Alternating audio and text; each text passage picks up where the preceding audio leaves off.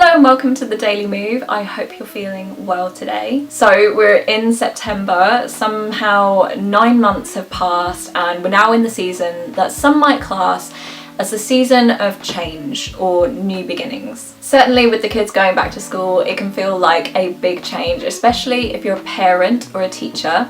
Or if you're in college or university, you might be starting a new course or a brand new school or heading into a new term. There might be new people to meet and definitely new things to learn, so it's an exciting time for many. I remember the first day back at school, I always had a fresh pair of shoes because my feet grew so much until I was around 11, and then they stayed the same size for the rest of my life. I had wavy hair when I was younger, and the trend was to have poker straight hair. So I get up really early to straighten my hair with these awful Tesco straighteners because my parents wouldn't let me have GHDs. And then I had to walk half an hour to school, and in the damp September weather my hair would just go wavy again, so there was really no point. But it was ingrained in me to put in the effort despite that, and I think it was driven by a sort of hope that maybe by putting in the effort to make a good impression I would gain admiration or maybe feel more confident, maybe make a new friend or get the boy that I like to notice me. School is a funny time, but September was definitely one of the more interesting months. And outside of education, we can start to feel the change of the seasons. If you're listening here in the UK, you might be familiar with our very mild Septembers, which tend not to feel very autumnal. Usually autumn for me starts in October, which is my birthday month. That's when the leaves begin to turn orange and the weather starts to get really mild. I'm definitely a summer person, but I do appreciate the beauty of the change in seasons. This week, although it's been warm, the skies have been a little bit grey and the wind has picked up where I am. So it does already feel like autumn is beginning to wake from its year-long slumber. Make of that what you will. You might be happy about it or you might not. I know for some people seasonal depression really kicks in when they notice the weather starting to change and that summer is really beginning to fade. So if that affects you, then please just be kind to yourself. Know that the inevitable is out of your control, but that you have control over what you can do to help yourself. So hopefully you've listened to the introductory episode of the Daily Move, so you know what it's generally about. If you haven't, flick back and have a listen. It's only about 3 minutes long, but it gives you an idea of what to expect from the podcast. For this first episode, I'm going to start with some wellbeing news, a few events, maybe some product launches, new openings, all to do with wellness, of course. So first up, if you're based in or around London and you want to try Legouix, you should definitely make your way down to Mad in Mayfair, which has just opened this week. Legouix is a bit like Reformer Pilates, but it uses a megaformer, so it's still very low impact, but the tension is a lot higher and there are fast transitions between movements. Mad was actually the first Legouix studio in London, and I'll be heading to their new studio soon for a Legouix class, which will be my first ever class in Legouix.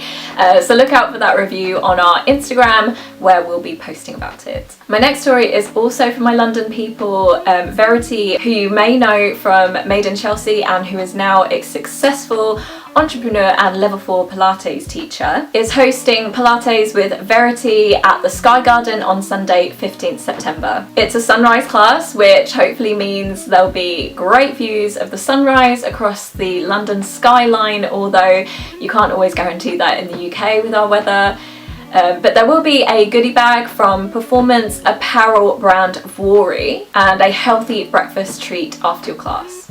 And finally, the Mindset Unlimited Festival will be taking place in Wokingham on Saturday 14th September. There'll be loads to do there, from group breathwork to Reiki, meditations and activities for kids as well. The Mindset Unlimited Festival was co-founded by today's guest, Alex Legouix, who has a huge passion for well-being, and that really shows in what she's created with her co-founders for this festival. So that links nicely to today's episode. As I said, I'm talking to Alex Legouix. If you haven't interacted with Mindset Unlimited before, then you might know her from the world of cars. She's a presenter on the Auto Trader YouTube channel, which has over 1.4 million subscribers, and a host of their Show on the Road podcast, which features guests like Zara McDermott and Roman Kemp. As such, you might also spot her presenting at the British Grand Prix and the TCR World Tour. But when she's not trackside or in the driver's seat, she's also working as an integrative counsellor, where she helps individuals overcome problems in a very holistic way. Alex joined us for a chat after getting stuck, unfortunately, in a bit of traffic on the school run. So I'm so grateful that she was able to give her time to this podcast, even with a busy schedule. So without further ado, here is the fantastic Alex Legouix. Thank you so much for joining us. Besides the kind of a bit of a hectic morning, how is your well-being today? Well, ironically, because I was sitting here, thinking, oh, okay, well, I'll just wait and then see what happens. It actually gave me a moment to stop after what has been quite a frantic morning. So yeah, it's okay. And I'm about to go to the gym. So I'm quite excited about Tuesdays is always a good day. Mondays, I have my toddler at home. So well-being kind of has to go out the window a little bit unless she and I can do something mindful together, which we do try and do. Then I just park myself to the side and then know that Tuesdays tend to be quite good days. So I'll start the day at the gym and I'll make sure that I do a nice long sauna and an ice bath and then I'll do a bit of work. But yeah, so I'm excited about it being Tuesday. Okay, good. That's good to hear. So Alex, you do a lot in your professional life. I'd say many people work multiple jobs or have a side hustle, but you manage to fit a lot in. As someone who's in the public eye as a presenter, a CEO, and an event host and counsellor, how do you manage to do it all while keeping your mental well-being in check? Yeah, I compartmentalize a lot. So I try one of the biggest things for me is being present. And if I feel like I'm not present, that's when I know that my well-being's gone off kilter a little bit. So when I'm presenting, I am fully in presenter mode. So nothing else affects that, When I'm sitting in a room with a client, I'll have taken a few moments before my first client of that day, if you like, to ground myself and make sure that I am in the room with that client, because that's really important.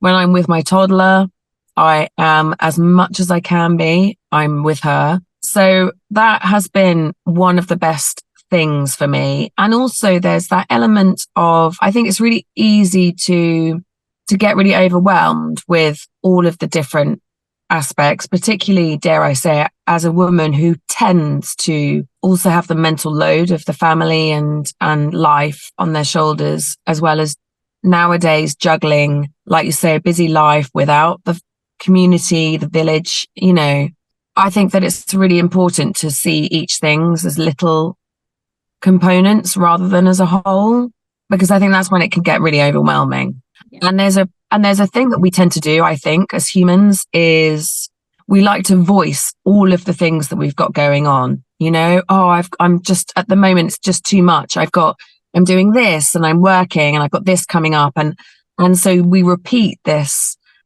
busyness. But actually, when you're in the moment, like right now, I'm sitting here with you. I'm not busy. I'm not doing all of the other things. And when I'm doing the other things, I'm not doing all of the other things, So it's just a bit of a mindset shift that has really helped me hugely. Besides all of the compartmentalizing, obviously that's really helped you a lot. What would you say are other important habits that you've developed to kind of balance your well-being? I have recognized what I need to refill my cup. So silence is really important. Whereas other people might get that fulfillment from social events and things like that.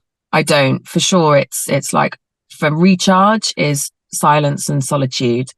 And I'm obsessed with having a bath. So, and that obviously comes in together. So I tend to have a bath on my own. It's very rare. Well, I can't remember the last time, occasionally. But yeah, so that tends to be a really good opportunity to immerse myself in heat, be on my own and have some silence. And then I also make sure that I make time for saunas, again, heat, and ice bath. And the gym is very good for my mental well-being. And I think I practice mindfulness and breath work a lot more than I realize. So my go-to in any situation when I'm feeling a little bit stressed or nervous about something, then I would instinctively breathe, and that grounds me very quickly. And it's funny because I think that I have been doing meditation since I was a child. My mum was a practicing Buddhist when I was growing up. She's not so much now, but she was. So having that as part of my life really made a big difference to me. So I would see her chanting. So it wasn't weird. It wasn't woo woo. It was actually just a really nice part of life, and came with it some very positive mantras and affirmations that she was doing. So I think being around that was really positive, and so it became quite ingrained, which has really helped me for sure. A lot of people find that with meditation, they really kind of struggle to just switch off all the noise that's in their head. Is that something that you find really easy to do then? I would love to say that I can do it really well, but even after years and years and years and years of meditation practice, I still can't, But what I do instead is I chant, even if I silent chant, so that if I'm in the ice bath, for example, I would be out loud chanting. But I would definitely come across like a complete weirdo. Still not quite acceptable to do that. But that's my version, if you like, of meditation.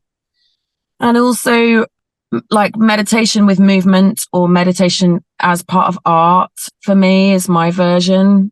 I think it's easy to find meditation really intimidating if you only think that you have to sit somewhere quiet in a beautiful space with a mat and you have to be cross-legged. It's just not. Yes, that is, the most formal Buddhist or Hindu version of meditation. And I've got friends who have been in silent retreat for years, and they would argue that is the real true form and the only form of real meditation. But I think modern day meditation can be done at any time, in any place, in any way that works for you. Do you think that kind of centering your well-being has actually helped you become more successful in your career? Yeah, I think so. I think that, essentially as a presenter, most of what I'm doing is communicating, talking to people. And the more centered and present I am, the better the interview is going to be. And if I look back on interviews when I was just starting out, and I would have running through my head, oh God, what do I need to ask next? They've said something that's thrown me off kilter. What do I do? Yeah, there'd be a lot of background chatter. Whereas I think that like being present brings a lot of confidence for me. And the art of listening is so important, because it then becomes an organic flowing conversation. And for sure, that combined with my counselling training has massively improved my interviewing skills.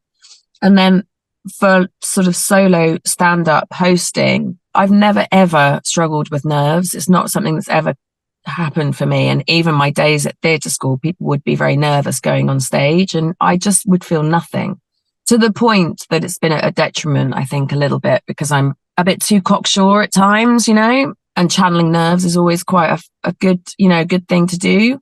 But equally saying that, regardless of whether I'm nervous or not, I will take a moment on the side of stage and just do 10 deep breaths and make sure that I'm focused and present. And that brings a self-confidence that is like, well, it doesn't even matter on stage, if I need a moment's pause, it's okay. The world's not going to end, you know? And I think, again, in the past, I would perhaps have stumbled over my words and then ended up like a bit of a roller coaster, you know? It would have affected the rest of it. And then I'd come off going, oh, no, that was rubbish. That wasn't the best I could have done. Whereas I think if I just take a moment to pause, even on stage, it's fine. So you've developed all of these techniques, almost coping mechanisms to deal with a busy, stressful career and lifestyle. Was there a moment in your life that made you center your well-being and see it as something that you've got to give your full attention instead of just something that will take care of itself? Yeah, I think there have been a couple of moments where I feel like a bit of a powerhouse a lot of the time, and I'm a real yes girl. So I will do a lot. And while I'm very good at like staying in the moment and blah, blah, blah, blah, blah, what I'm not very good at is saying no. And that has taught me, well, for example, I remember I was lying on a sunbed in Monaco over the Grand Prix weekend, and I had spent probably the 6 weeks leading up to that time with some sort of tropical disease and was fighting through it. I was in so much pain, and I was not very well at all. I think I got it maybe from the Dakar, but whatever it was, it felt like poison running through my blood. It was very strange. And on this particular day, I was lying on the sunbed. I had said to my partner, I need to go and lie down. I don't feel right. I'm not going to come into the track. I just need to go and lie down. And I was FaceTiming a girlfriend of mine, and I was literally saying to her, I don't feel something, like my body is just, I don't know what it is. And Emma was saying, I think it's the universe telling you that you need to slow down, that you need to stop. And just as she said that, the world went black. I passed out. I woke up to her, my earpieces were still in. She was screaming. She'd watched everything happen. I woke up and I was in a black hole. It was very surreal. And I felt this weight on me. And I mean, long story short, eventually this thing was taken off me. And then I realized that I was covered in blood. Sorry, this is a little bit gory. But what had happened is that a gust of wind had picked up a parasol that had flipped the sunbed beside me, and the sunbed flipped and the parasol and the sunbed landed on top of me. Wow. And I was knocked unconscious a few seconds, and that forced a stop. You know, I've got a huge, like a 5-inch scar, actually. I mean, it's barely, you cannot see it now. It's incredible, but it was huge. And I had that was a real near-death experience. I remember lying in the theatre and the doctors trying to stitch me up and me saying, like, am I going to be okay? And the doctor said, honestly, right now I can't answer that. Wow. Because they couldn't stop the bleeding. So it was very weird. And then I had sort of 3 months after that of, concussion, which is horrendous, but also 3 months of real downtime where it was really reflective time for me. And it was a big lesson. And I think, and Emma reminds me to this day, you know, the irony of those last few words before it happened, where, you know, she was like, the universe will stop you. The universe is telling you need to slow down. And me being like, oh, but I can't, you know, I've got this on. Well, none of those things mattered. None of them existed in that recovery time afterwards, you know, like none of them were as important as I thought they were, that they were, you know, they just simply didn't happen. And I think that while now I still get very busy, I am much more conscious of the signs that come in from the universe. All sounds very woo-woo, you know, to anyone who might not be on quite the same page as that. But I really do believe that there were little things that were like, come on, Legouix, you know, you've got to slow down. You've got to just take some time out. I mean, a tropical disease was pretty bad enough. And I still was like, no, I'll be fine. I've got to push on. I've got to keep going. And it was like the universe went, well, we've got to deliver the sledgehammer. Otherwise she's never going to stop. So I have got a lot better since. It's great. That's good to hear. I mean, you've overcome all that, and you say you're still someone who says yes to a lot of things, but there's this kind of pushback against hustle culture going on in, England, Western world, and Australia's just passed the right to disconnect law, which allows people to ignore calls outside of working hours. How do you feel about, completely switching off from work, and is it something that you practice yourself? Yeah, I think that's amazing that they're doing that. It's tragically sad that that's even a thing. And I think it's essential. I think it's not just about turning off devices. I think it's more about giving yourself permission to disconnect mentally and emotionally from work. Over the years, there's been a lot of quote unquote success and successful people being people who are always on. And so for me, if I talk, there would be a sense of guilt if I switch off completely. Certainly when I was like really, really, really pushing to try and carve a career. Now, I don't know whether it's because I feel quite content in where I'm at career wise, or whether it's just that I've learned that it's okay, whatever it is, and maybe an age thing as well, giving myself permission that it's okay. Like, you are allowed to stop it. You are allowed to not answer that email. It is Friday evening. You are allowed to not even open your emails. And I do push back if someone says, it's funny because even this morning I've had an email of somebody chasing me about organizing a meeting for this week. And I thought that's interesting because you actually only sent it on Friday. It's only Tuesday morning, so there was an expectation somewhere in there that I was either going to answer it and decide over the weekend, or that I would get straight back to them on the Monday. Fine, I understand that might be a thing, but for me, I don't work Mondays. That's toddler day. So I just simply don't open my laptop on a Monday.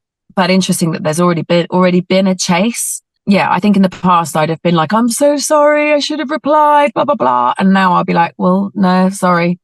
I don't work at weekends, and Mondays are my day off.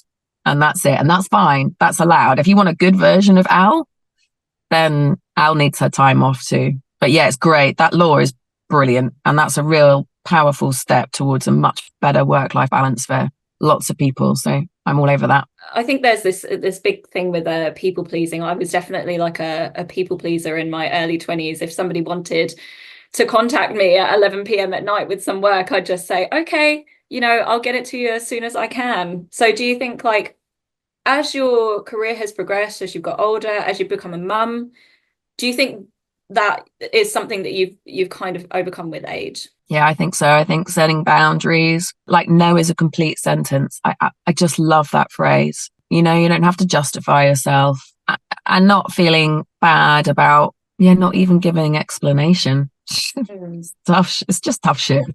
Yeah. I own it. If you don't want to, if as a result you don't want to use me or meet me, then that's your bad. It's not mine. So as you mentioned earlier, you touched on that you were an integrative counsellor. For people, I'm glad it's difficult for you to say. Imagine how hard it is. I have to say it regularly.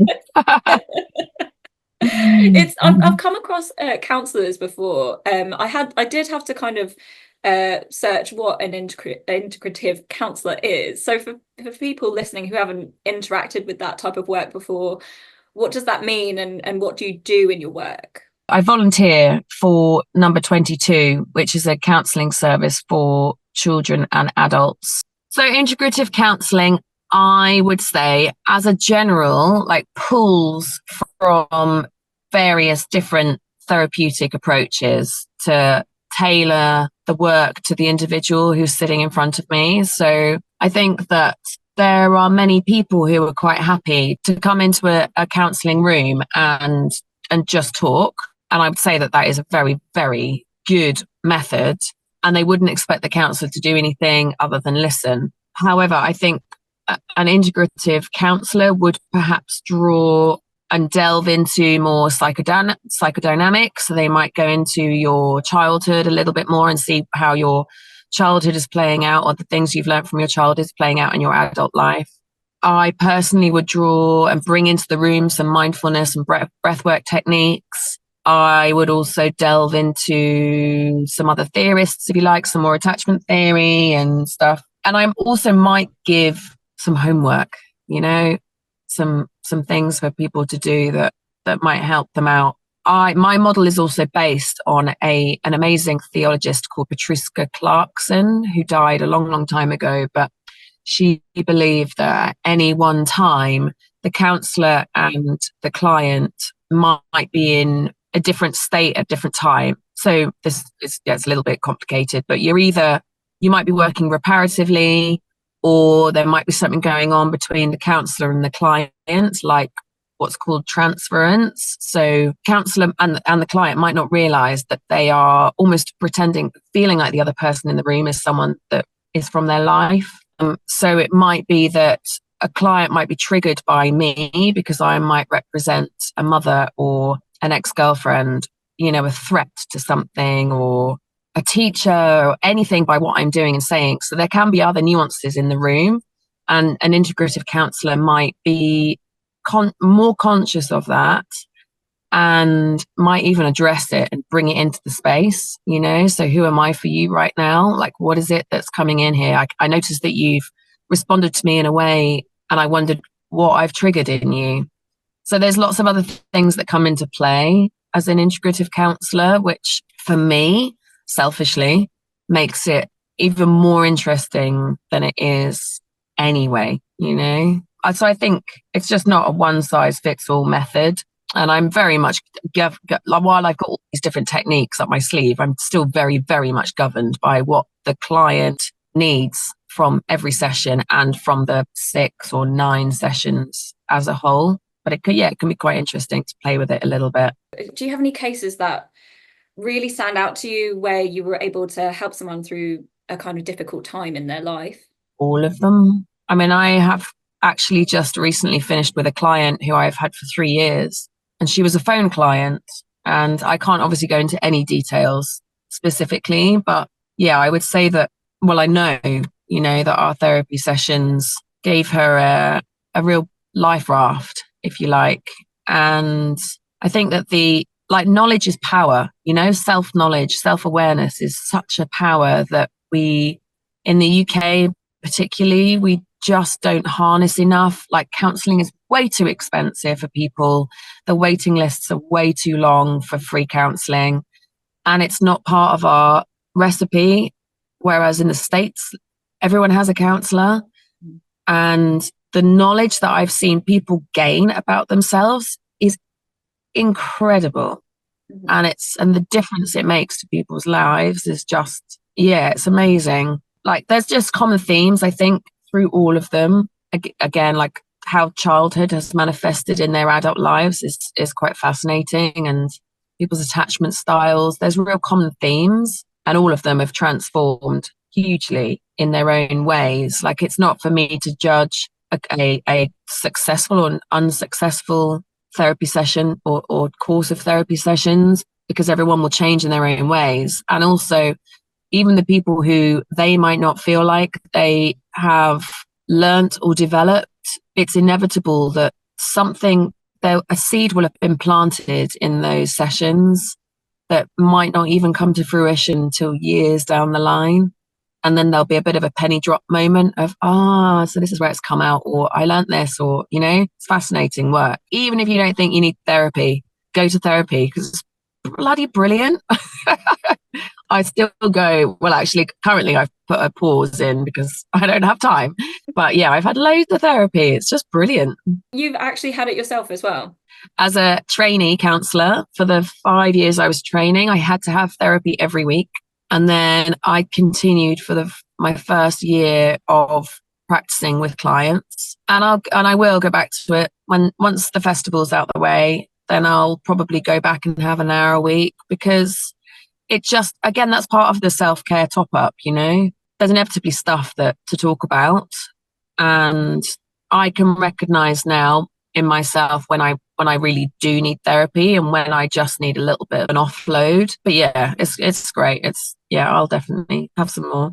I think it's almost like a reflection of how we cope with difficult situations just casually in life. You talk to someone, and that even just the act of talking to someone can be a huge weight just lifted off your chest. And obviously in therapy, you're doing that with a professional, aren't you? Who knows how to respond.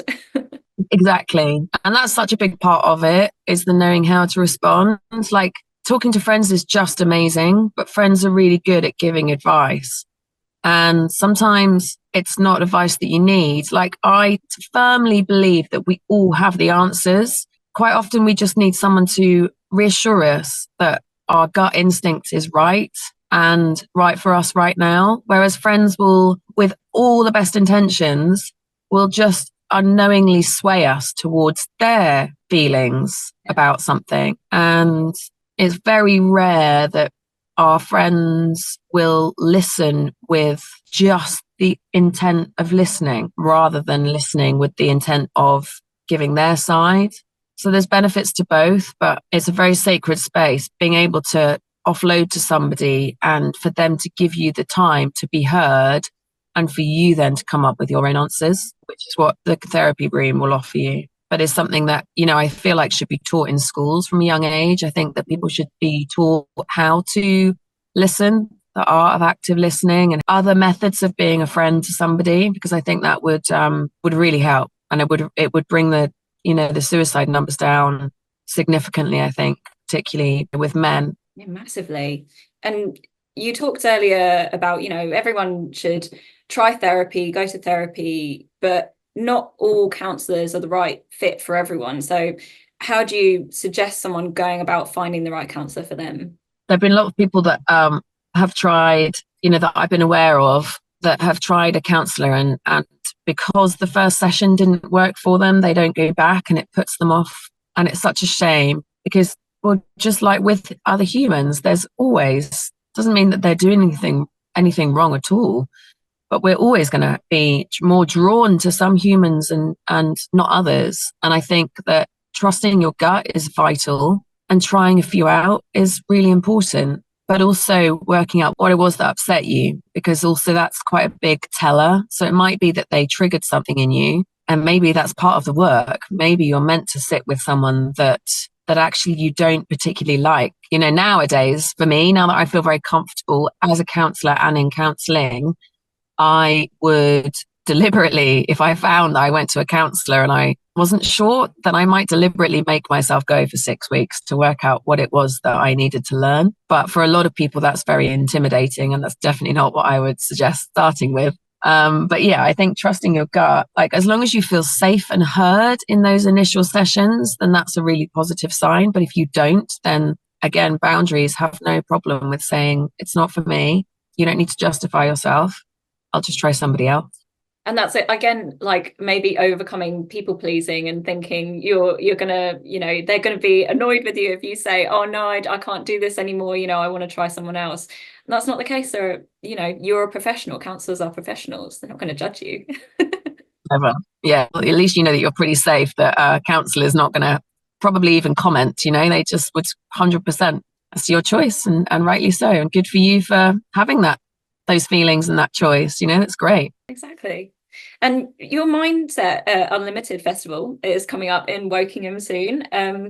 What made you want to create an in-person event around wellbeing? I mean, I used to have a yoga studio and that studio was in a space called the Medicine Gardens in Cobham. Unfortunately, it closed when lockdown occurred, but that's when I first sparked this. I'd really like to do, something outdoors and do some sort of festival. I'd obviously been to a load of festivals as well, and I'm a bit all or nothing.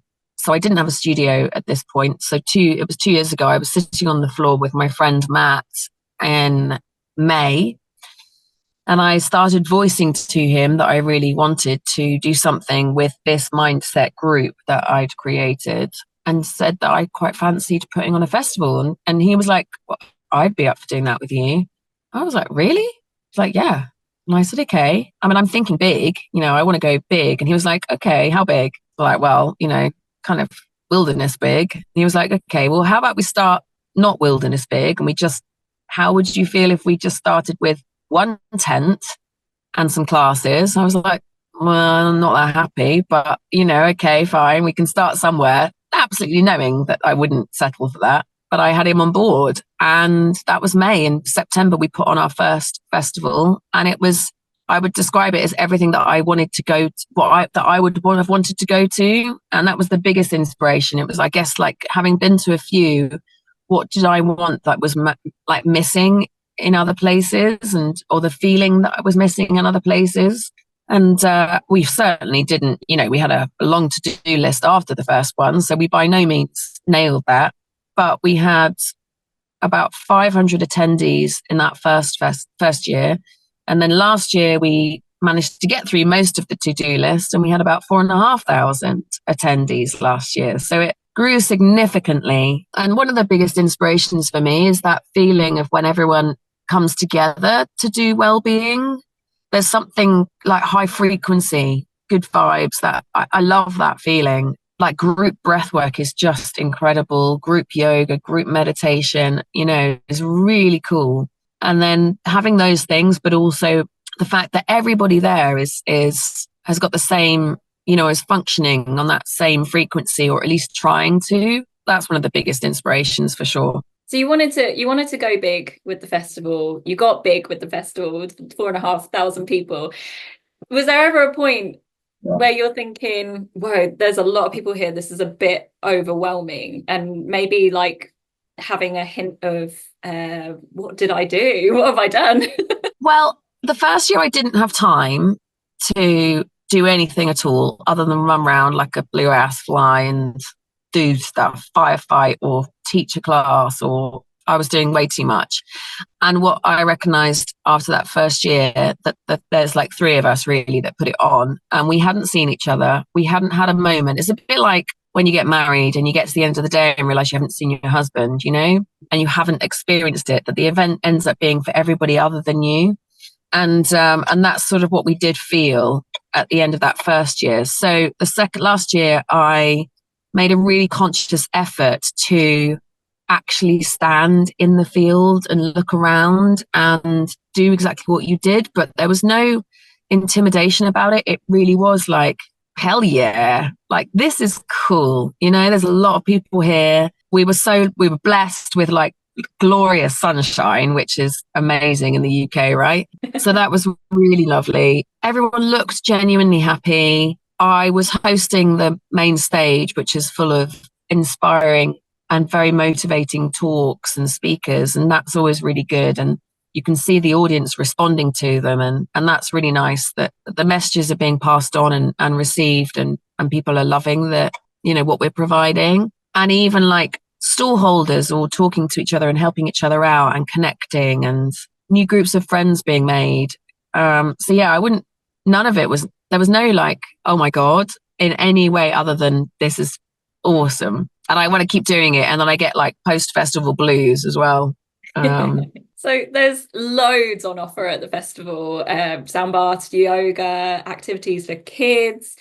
But if you were an attendee yourself, what would be the top of your list of things to do? So if I were attendee and going back a few years, that version of Al, then and I still love these, but I do them a lot now. But deep, like we've got a couple of deep breath works, like psychedelic breath work, which is so cool. Like if you've never done psychedelic breath work, it's like, well, I mean, it's taking drugs without going anywhere near a drug, because I'm realizing that you can do cool stuff with your own breath. Like that's mental.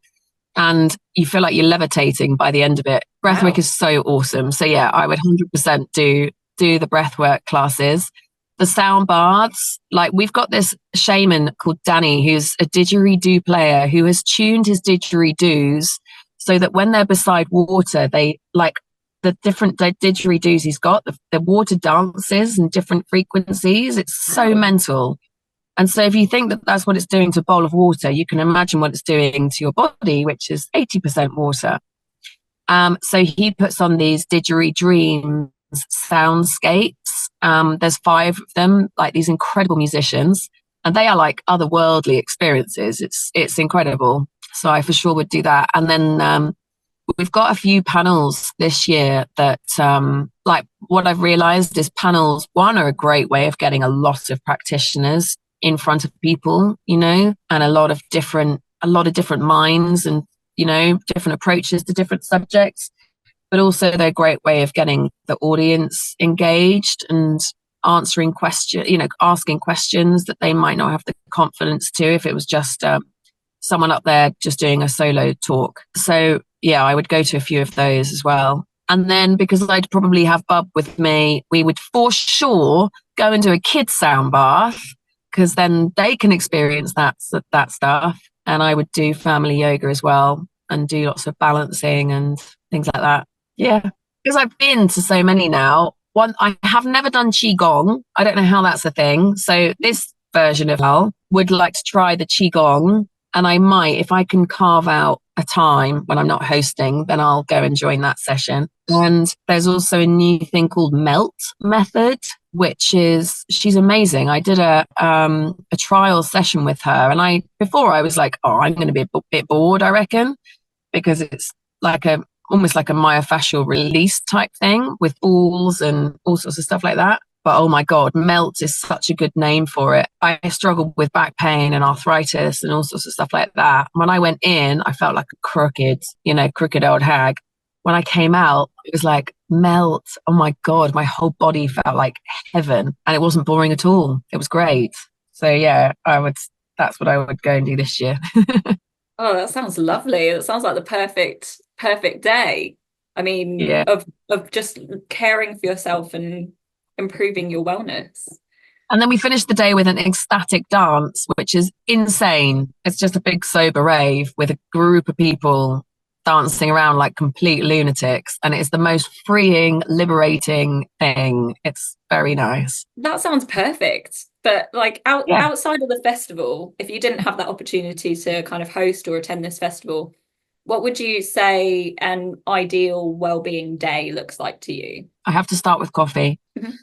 So I would definitely have a cup of coffee. If I can do it in the sun or at least get some rays, then that's amazing. If I can sit outside, that's heaven. To have that first coffee and get that morning light on is just the best. Then I would go to the gym. I'd like to say that I'd go and do a really good weights exercise, but if we're really going well-being, then I might even skip that, even though it is really good for my well-being and I'd regret it. But I would also be like, I could just go and sit in the sauna and the ice bath.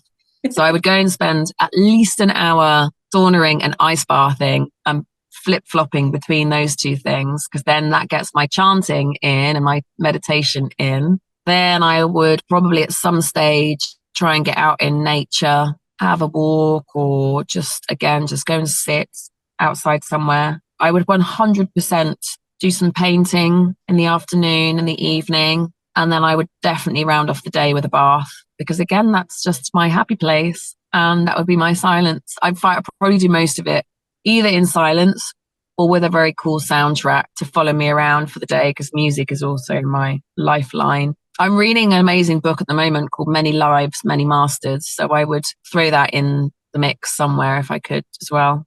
Definitely a book in the bath sounds lovely. Yeah. I mean, this is all, and I love my daughter, obviously, with every inch of my life, but I haven't included her in this wellbeing day. She's happy with daddy or with a childminder. Yeah. This is me time. Yes, absolutely. All mums need it. That sounds perfect. Do you think you'll be able to get a day like that soon? Well, daddy's got Bub this week, so yeah, I might be able to have a little bit. For sure today, like I said, I'll get my gym session and my sauna and ice bath in. Then I will do some work for the festival, which it isn't work because I just love it and get excited by it. So, I'll get a few emails. I'll tick off a few boxes of to-do list, which actually is also well-being for me. And then 100% I'll have that bath tonight. So yeah, I would say today might be a good one. Oh, well, I hope so. I hope it really is an amazing conversation with you. So that's also a great way to begin it.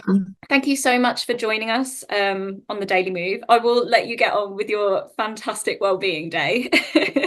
I hope you get to have some downtime as well. Oh, thank you. Fingers crossed.